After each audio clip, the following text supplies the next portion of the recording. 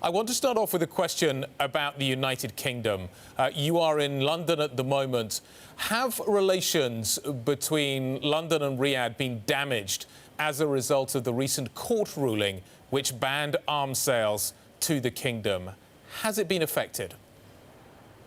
I'm not a government official. All I can tell you is what I read in the papers and hear from statements made by officials. I have not heard anything from the kingdom to show that there is any damage to the relationship. Our relationship has been long and established on very firm grounds, and I understand the UK government is going to appeal that ruling. So we'll wait and see what happens there. Your Highness, you may not be a government official, but you do have your ear to the ground. So it's always interesting to get your take on what is happening within the kingdom.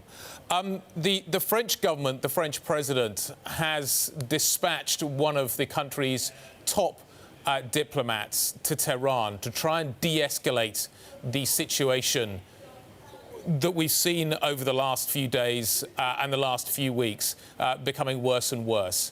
That is how the French are responding. How is Saudi Arabia going to respond to the recent escalation that we are seeing from Tehran? Official statements from the kingdom have said that the kingdom would not like to see a war taking place in our part of the world, because the consequences of any war are going to be damaging for everybody. We hope that the leadership in Iran will reach its senses and meet the expectations of the world in an orderly and very wise manner. But if they escalate, then the consequences will be on all of us, and that is not going to be good for any of us. Your Highness, the Qatari Emir is at the White House today. What is the current position of Saudi Arabia on the blockade of Qatar? Does it look likely to change anytime soon? I don't know. I am not privy to the intergovernmental engagements. But what I read in the press and hear from statements is that Qatar has not adhered to any of the requirements that the 4 countries that are boycotting Qatar have put on them. So until and unless they do that, I don't see any future or immediate end to that situation. Let's talk the economy then of Saudi Arabia, and particularly its purchasing of US Treasuries. That has nearly doubled, according to latest data that we have, about $177 billion now owned by Saudi Arabia. Why the doubling? Why are we doubling it? Correct. Well, I assume that the government sees some potential profit in that. They are probably aware of what is happening in the US economy, and it is an economy that is booming. So investing in an economy that is booming seems to be a good choice to make. Your Highness, let me ask you a question that relates to the murder of Jamal Khashoggi.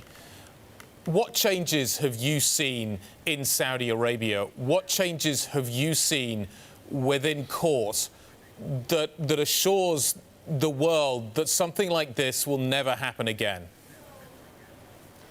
You know, that crime is a horrific crime. And all of Saudi Arabia, from the king, the crown prince, down to the average citizen, have all condemned that crime. And the people who are presumably responsible for it are under trial now. Our foreign minister has stated that they are in court, that foreign observers have been allowed to come into the court to observe the proceedings, and it will take its course. And justice is not something that can be done overnight. And so all the rules and regulations that apply to murder cases in Saudi Arabia are being applied to these people. And that is where justice is going to be served. Jared Kushner, senior advisor and son-in-law to Donald Trump, has a plan for peace in the Middle East right now. It includes a $50 billion payment to the Palestinian economy. Does Saudi Arabia support the plan as conceived by Jared Kushner? The plan is something that is up in the air. And as we understand from Mr. Kushner himself, that the politics are going to be dealt with subsequently. Without a Palestinian state and with its capital in Jerusalem and its identity as a viable and sovereign state, there is not going to be any peace in the Middle East. The occupied territories in the West Bank and Gaza cannot remain occupied forever. And unless there is a political settlement, whatever economic plans are proposed will have to be part and parcel of that political development.